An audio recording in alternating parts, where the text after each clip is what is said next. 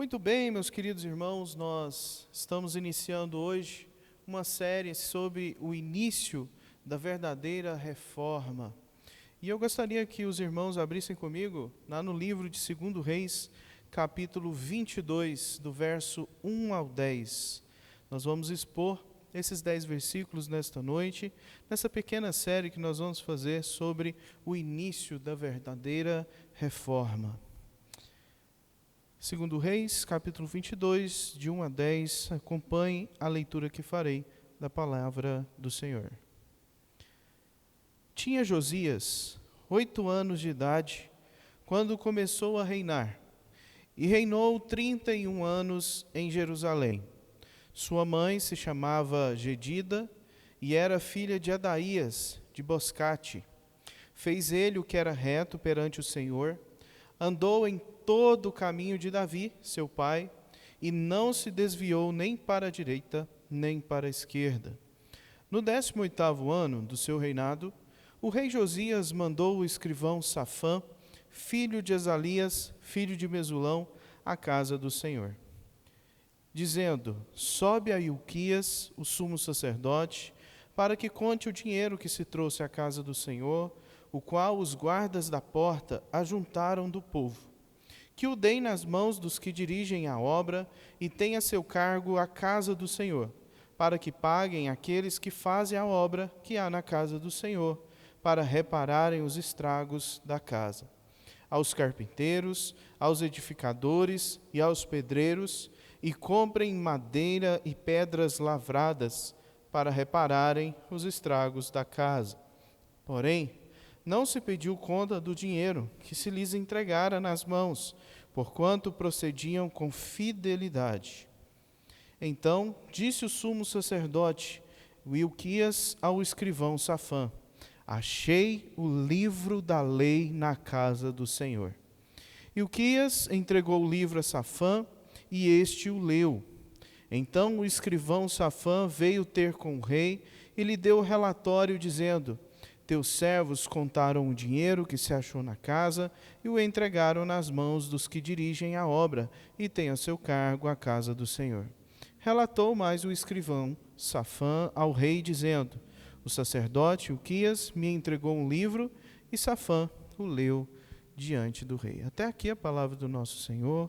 Feche seus olhos, vamos orar mais uma vez, pedindo ao Senhor que fale aos nossos corações. Ó Deus santo, gracioso e bom, neste momento, Pai, nós queremos suplicar que o Teu Santo Espírito esteja trazendo iluminação a nós, para que possamos aplicar as verdades dessa passagem tão rica, tão preciosa do Senhor para nós. Assim nós oramos, no nome de Jesus. Amém. Em 1947, um garoto beduíno faz parte de um grupo de árabes nômades que habitam nas regiões desérticas do Oriente Médio e do norte da África, como a Arábia Saudita, Egito, Jordânia, Síria e Iraque. A palavra beduíno deriva do árabe, que significa habitante do deserto. E esse garoto era chamado de Mohamed. E ele estava, em um belo dia, pastoreando as suas cabras na região de Curã, ao redor do Mar Morto. E uma de suas cabras havia se perdido. Então, para tentar encontrá-la, aquele garoto beduíno lançou pedras em uma fenda bem rochosa, para tentar localizar a sua cabra. No entanto, ele ouviu o som de vasos quebrando, e curioso, ele entrou na caverna e encontrou, sabe o quê? Enormes potes de barro com pergaminhos antigos. No dia seguinte, aquele garoto, com mais 2 companheiros, retiraram dos potes 7 manuscritos, fragmentos do livro de Naum, das Escrituras, e também de Zacarias. E esses livros, esse material que ele encontrou ali, ficaram conhecidos como os rolos do Mar Morto, as cópias mais antigas que nós temos hoje do Antigo Testamento, datando cerca de 200 anos antes de Cristo. Antes disso, meus irmãos, o manuscrito mais antigo era do ano 1008 depois de Cristo, o Códice de Leningrado. Esses rolos, no entanto, mostraram que o texto da Escritura, que o texto da Bíblia, foi copiado fielmente por mais de 1000 anos. Isso se dá aqui, então, o valor e a importância dessa descoberta para os estudos arqueológicos. E o que eu quero fazê-los refletir nesse momento, com esta introdução, com este relato, é o fato de o quanto é importante encontrarmos informações perdidas, muitas vezes, porque informações perdidas podem mudar tudo. Podem mudar os nossos passos, podem mudar o nosso caminho, a nossa direção. Pense, por exemplo, você encontrando uma carta antiga. Uma carta que explica um acontecimento talvez estranho ou mesmo obscuro da sua família. Ou ainda um vídeo que revela a verdade sobre um dia muito importante na sua vida. Sabe, irmãos, no nosso texto de hoje existe algo semelhante acontecendo. No nosso texto tem uma descoberta acontecendo. Algo que estava perdido e que volta a ser encontrado. E uma reforma genuína começa a partir dessa descoberta. Portanto, a pergunta que nos guiará neste estudo é a seguinte: como inicia a verdadeira reforma? Como começa a verdadeira reforma nos nossos corações? Então, nós vamos responder essa pergunta não de forma imediata, mas ao longo desse estudo eu vou dar pistas para nós chegarmos em um resultado final mais profundo. No nosso terceiro ponto, nós vamos chegar a dar essa resposta a partir das análises da nossa observação da palavra do Senhor. Então vamos para a nossa primeira pista. A nossa primeira pista está nos primeiros versículos, 3 versículos. A verdadeira reforma espiritual não começa com boas intenções. Vou repetir. A verdadeira reforma espiritual, queridos, não começa com boas intenções. Veja bem, boas intenções é fundamental, é importante na vida de líderes, em pessoas que lideram o povo do Senhor. Mas não é isso que sustenta uma verdadeira mudança. Não é a liderança que é capaz de fazer muita coisa. Nós dependemos de algo muito maior do que isso. Josias, ele tinha apenas 8 anos quando ele começou a reinar. E isso por si só já seria surpreendente. E mais surpreendente ainda é que mesmo tão novinho, ele escolheu um caminho diferente dos seus antecessores. Depois de Manassés e Amon, reis perversos e idólatras, Josias surge como um rei diferente. Tomou decisões diferentes. Um rei justo. O texto diz que ele fez o que era reto. Essa expressão aqui no livro de Reis é extremamente importante.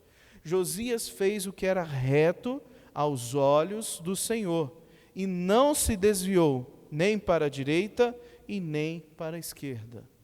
O fato é que Josias reina, governa muito bem, que nem Davi, seu pai. Somente ele, Asa e Ezequias, seu bisavô, receberam tão grande elogio, tão belo elogio. É claro, queridos, Josias também falhou, pecou. A sua reforma na nação, no povo do Senhor, não foi suficiente para impedir que a nação do povo do Senhor fosse para o cativeiro babilônico. Mas durante o seu bom reinado, o seu bom governo, o povo ficou livre de outras situações, de outras dificuldades. O fato, então, queridos, é que Josias fez algo muito importante no seu reinado, no seu governo, porque o culto a Deus estava enfraquecido. O culto a Deus estava esquecido. O coração do povo continuava longe de Deus.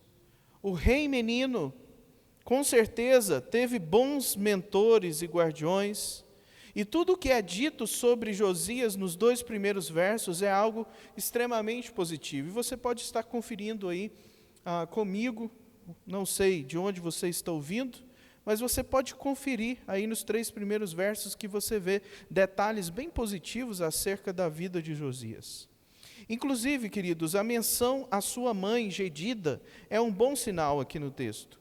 Geralmente, isso indica que uma mulher tinha um filho do qual ela poderia se orgulhar. Acima de tudo, Josias é parecido com o rei Davi. Ele é comparado com o melhor rei de Israel. Ele não se desviou nem para a esquerda nem para a direita. E isso aqui, tá brincando, não tem nada a ver com ideologia política. Apenas significa que ele foi exatamente do jeito que Deus queria. Ou seja, como estava escrito na lei que Moisés dera aos reis de Israel, para que eles não se desviassem nem para a direita e nem para a esquerda, mas que cumprisse os mandamentos do Senhor. É esse sentido que o texto carrega para nós. Então, até mesmo a idade desse garoto aqui, deste menino, é auspiciosa para nós, indica sucesso, indica novo começo. Esse era um bom número no Antigo Testamento. O número 8 tem um significado muito interessante também. Carrega um simbolismo bem positivo e promissor. O rito de circuncisão era praticado em qual dia mesmo, se nós formos parar para pensar? No 8º dia. E o 8º dia também marcava o primeiro dia de uma nova semana, assim como é nos nossos dias de hoje. E guarde isso, porque o primeiro dia da semana marca o início de uma nova criação. Lá na frente desse estudo, eu quero comentar um pouco mais sobre isso. Irmãos, mas quando a gente retorna aqui ao texto, mais uma vez, nós vemos que Josias, então, é um bom rei. Mas o seu bom testemunho, o seu bom exemplo como um bom rei, não resolveria a situação da nação do Senhor. O seu testemunho não salva ninguém. E isso serve para nós também. Irmãos, é muito importante o nosso bom testemunho na praça pública. É muito importante a igreja que nós congregamos ter membros fiéis, ter membros que são conhecidos pela sua honestidade e todas essas coisas boas. Mas sabe de uma coisa? Não precisa ser crente para ser honesto. Tem muita gente ímpia, tem muita gente que não teme o Senhor e é conhecido. As pessoas falam bem dessa pessoa na praça pública. O que nós queremos chegar com essas afirmações? Tudo isso mostra que bons líderes não são suficientes para iniciar uma reforma verdadeira. Não começa em nós. Não depende de nós. E sabe, talvez hoje acreditemos que uma boa liderança bem intencionada, uma boa diretoria, uma boa administração, é o que vai fazer as coisas acontecerem, e tudo depende de nós. Sabe, isso é muito bom, nós temos a nossa responsabilidade, isso orna a doutrina do Senhor, mas não começa por aí. Este não é o nosso ponto de partida. Portanto, Josias nos dá pistas de que não é apenas com boas intenções que Deus reforma seu povo. Algo mais profundo precisa acontecer. Então nós chegamos na nossa segunda pista nesse estudo. A verdadeira reforma não começa com zelo religioso. Essa segunda pista está nos versos 4, a partir do verso 4 até o versículo de número 7. A verdadeira reforma não começa com zelo religioso.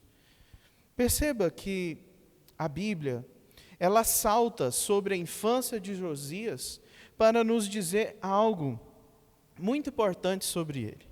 Com 20 e poucos anos, provavelmente ali no máximo até uns 26 anos que nesse momento ele teria, Josias dá outro passo importante. Ele ordena a reforma do templo. O texto vai mostrar para a gente, mostra o cuidado com o dinheiro, o cuidado com os trabalhadores, com a manutenção da casa do Senhor. Veja, isso é bom, isso é zelo religioso. O culto também está voltando a ser prioridade. Está acontecendo aqui no texto, para nós, a coleta de doações e ofertas que eram colhidas por um orifício feito na tampa da caixa de um baú, que hoje nós chamamos também de gasofilácio. Veja, isso começou com Joás e foi resgatado esse princípio com Josias. Ele queria exercer uma boa gestão das finanças de Judá. Sabemos que Deus, soberanamente, está aqui providenciando meios, está usando Josias para trazer seu povo de volta para ele. Josias talvez não tinha muito acesso à lei do Senhor, às Escrituras, as informações que ele tinha foram trazidas a eles de forma oral, pelos seus guardiões, pelos seus bons mentores. Mas veja, todo esse zelo religioso é muito positivo dentro do texto. Mas mesmo assim, eu provoco vocês a pensarem que este ainda não é o foco da nossa passagem. Josias, então, ele começa a colocar ordem nas estruturas da casa de Deus. O texto não critica o seu zelo em cuidar da casa do Senhor, mas o ponto é que existe algo mais importante do que isso. E sabe, todo mundo está esquecendo desse ponto importante. Parece que ninguém está preocupado em saber o que é. Está todo mundo preocupado com questões muito externas.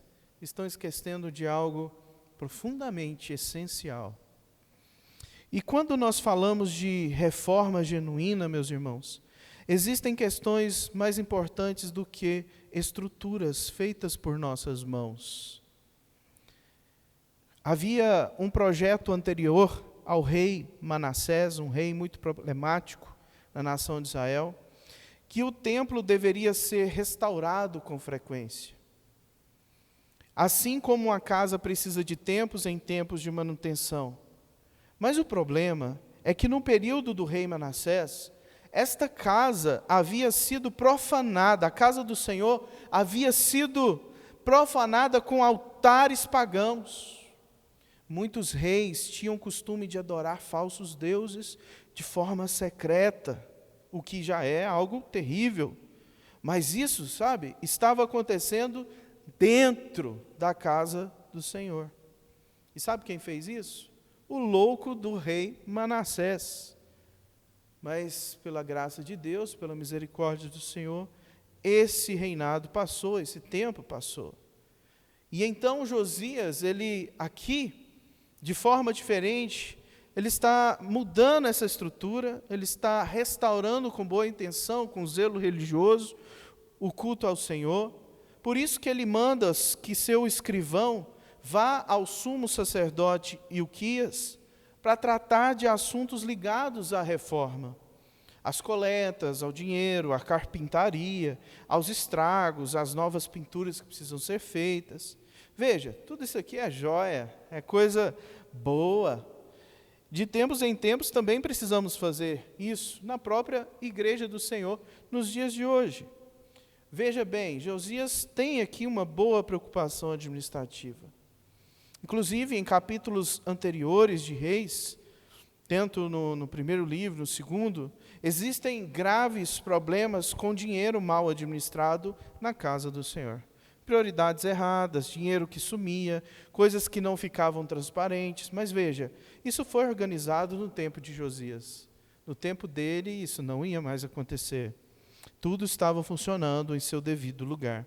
E glória a Deus, meus irmãos, por pessoas que são responsáveis nesta área na vida da igreja. E nós devemos olhar com um olhar positivo para essas pessoas que são importantes, que ajudam a igreja nessa área financeira, porque é uma responsabilidade muito grande. Então, em seu cuidado dedicado para com o templo e para com a adoração, nós vemos que tudo isso é um sinal de saúde espiritual na vida de Josias. Mas, ainda assim, a transformação genuína não começa aí, e eu quero insistir nisso. O templo foi, de fato, reformado, mas o povo não foi renovado. A estrutura mudou, mas o coração não. E quantas vezes estruturas podem mudar, mas o coração ainda permanece sem reforma espiritual. sem genuína convicção do Evangelho de Cristo no coração. Recentemente, uma ministra no nosso país colocou e citou nomes de igrejas envolvidas numa tal de CPMI do INSS, um caso do Banco Master. Mas é interessante, queridos, que não há igrejas históricas envolvidas. Graças a Deus por isso. Perceba que essa preocupação com esta questão na vida da igreja é extremamente importante para o nosso bom testemunho lá fora. Veja o quanto esse tipo de testemunho é importante. Porque quantas vezes em nossas igrejas nós temos esse zelo administrativo, muita preocupação com o ativismo religioso, projetos bem estruturados, bem organizados, cultos muito bem planejados, preparados, mas tudo isso pode acontecer sem vida. Tudo isso pode ser feito sem o selo, sem a aprovação do Senhor. É possível que uma igreja funcione muito bem, com tudo no seu devido lugar, e ainda assim pode estar passando por tempos longe do Senhor. E isso acontece na nossa vida pessoal. Eu gosto de usar o termo geral, igreja, mas quando eu falo igreja, eu quero que você pense em você mesmo. Que você reflita nas suas próprias convicções pessoais. Como anda a sua vida. Como anda a sua estrutura interior. Como anda o seu coração diante do Senhor. Então nós precisamos perguntar, se nem liderança fiel, nem estrutura, nem zelo religioso inicia uma verdadeira reforma, o que então pode iniciar uma verdadeira reforma? Depois das pistas que nós vimos hoje aqui, nós podemos agora responder com toda convicção como começa essa reforma. Vamos lá? A verdadeira reforma começa quando a palavra do Senhor é de fato reencontrada e lida. É isso que acontece no texto. Dos versos 8 a 10, nós vemos que a verdadeira reforma começa de fato quando a palavra é reencontrada. Meus irmãos, e quando Josias, ele escuta a lei do Senhor de novo, lá no versículo 11, passando um pouquinho para o próximo estudo, Josias, quando ele escuta a lei do Senhor, sabe o que ele faz? Ele rasga as suas vestes. Quando nós nos deparamos com a lei, com a Bíblia, com a palavra do Senhor, nós somos confrontados, de fato, em como nós estamos, em quem nós queremos ser. E Josias sabia que estava tudo errado.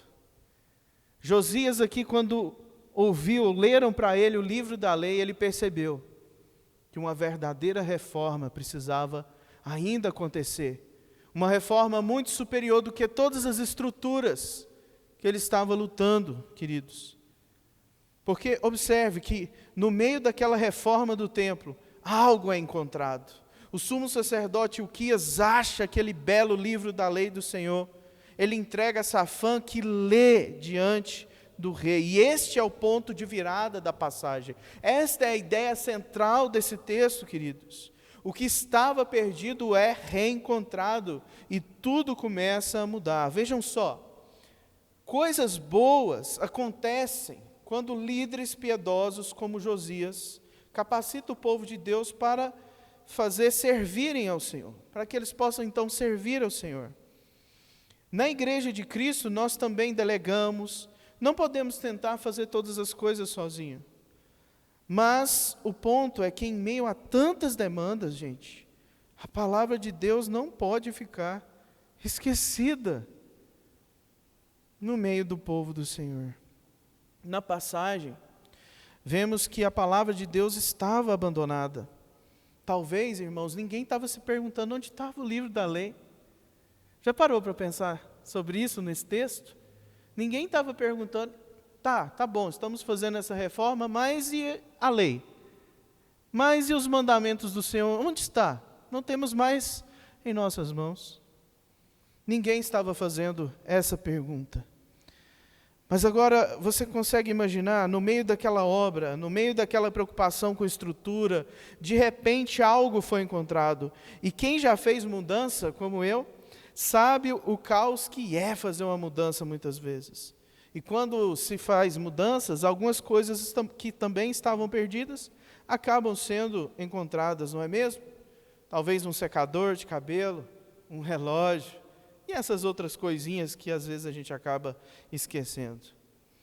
Mas o que exatamente foi encontrado em nossa passagem? Foi a Bíblia.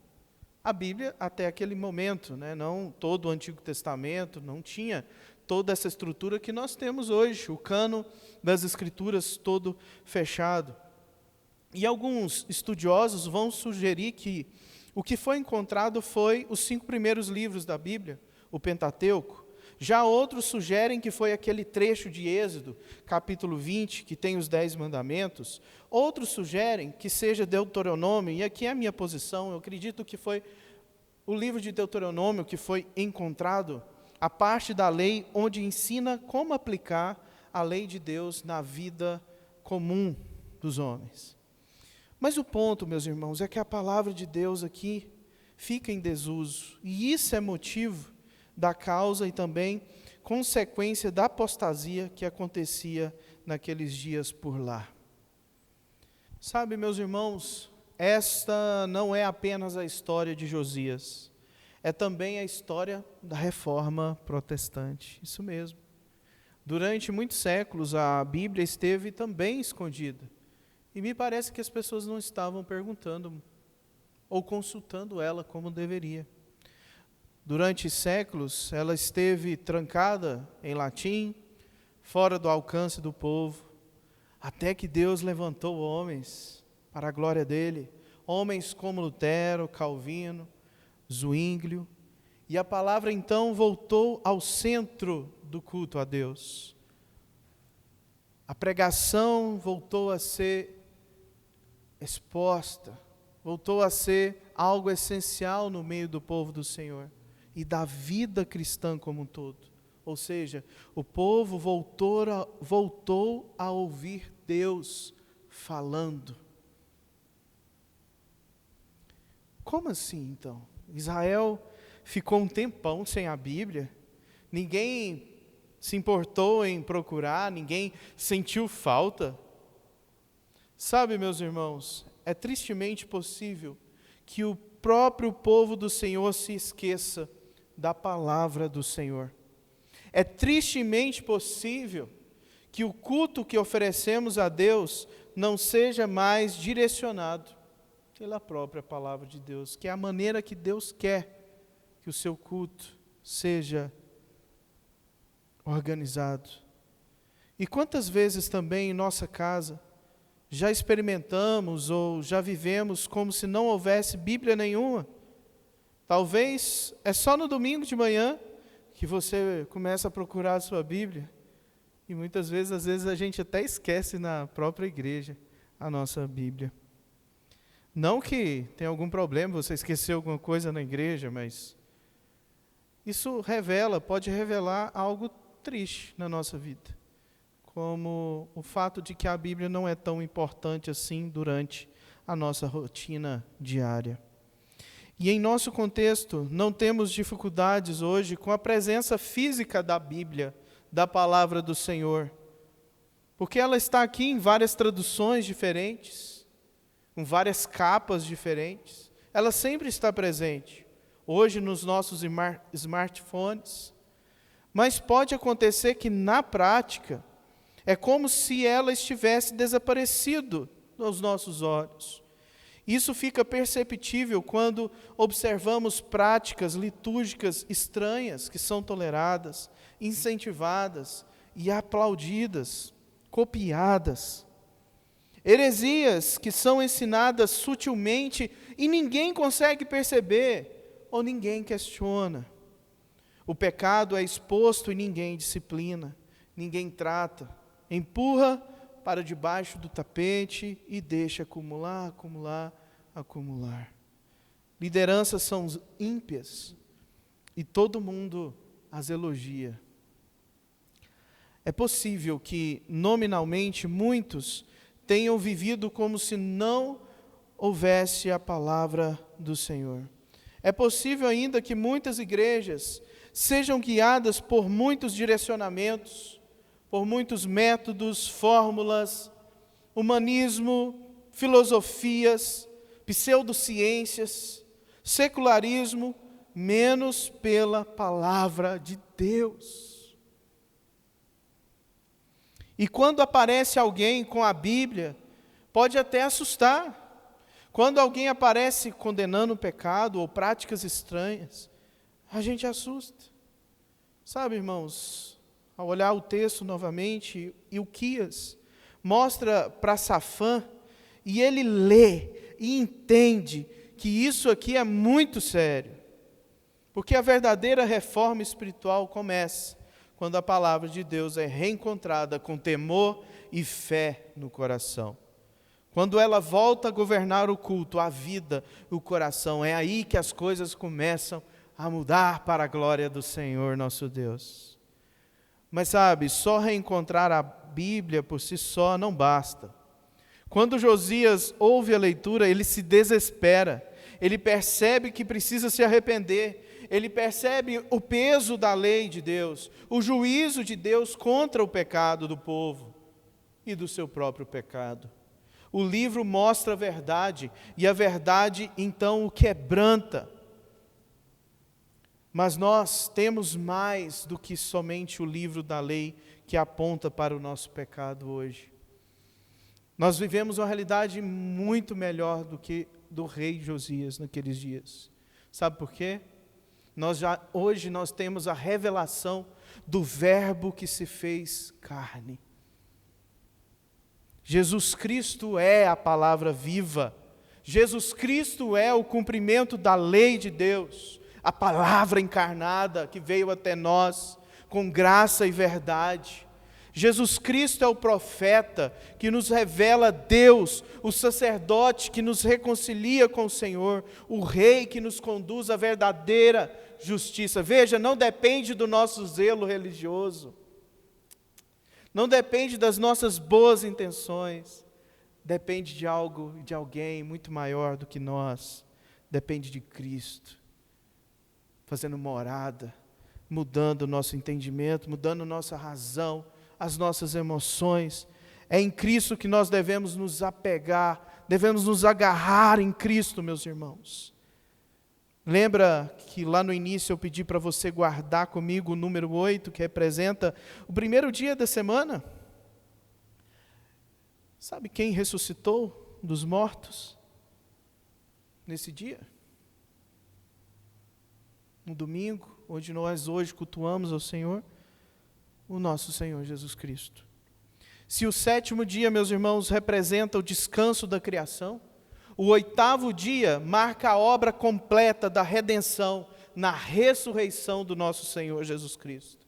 E por isso, hoje nós não precisamos temer o juízo que a palavra revela, como Josias temia o juízo, porque o cativeiro estava por vir.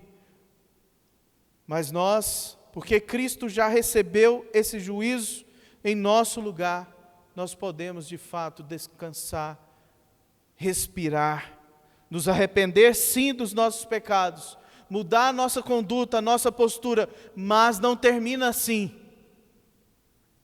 Existe esperança para você, para mim, para todos nós pecadores, porque Cristo cumpriu a lei perfeitamente do Senhor e nos deu vida, nos deu refrigério, e se Ele ressuscitou, nós também vamos ressuscitar, porque Ele ressuscitou para que você tenha nova vida. A verdadeira reforma só é possível por meio da palavra que nos conduz a Cristo, que nos conduz ao glorioso dia do Senhor, que nos revela que tudo foi consumado na cruz de Cristo. Por isso, podemos afirmar que Cristo é o verdadeiro e superior Josias, muito maior do que Josias, porque Jesus é o grande e perfeito Rei, o Rei perfeito, o grande reformador dos reformadores. Então, concluindo esse estudo, queridos, Vocês se lembram lá daquele garotinho beduíno no deserto? Ele achou aqueles rolos esquecidos e foi uma das maiores descobertas arqueológicas dos últimos anos para nós cristãos, pelo menos. Mas hoje, a descoberta mais importante não é arqueológica, é espiritual. Talvez a Bíblia esteja esquecida até mesmo na vida do povo de Deus. Talvez tenhamos cópias e mais cópias da palavra, mas pouca reflexão, pouca exposição, pouca leitura, pouco interesse. Talvez ela até esteja aberta no culto, mas muitas vezes trancada ainda no seu coração.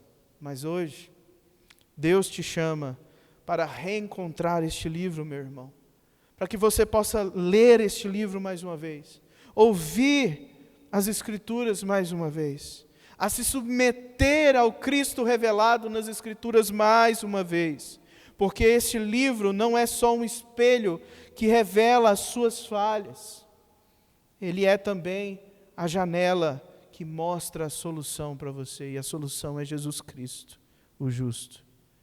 A Bíblia é pão, a Bíblia é mel, lâmpada, é a espada do Espírito.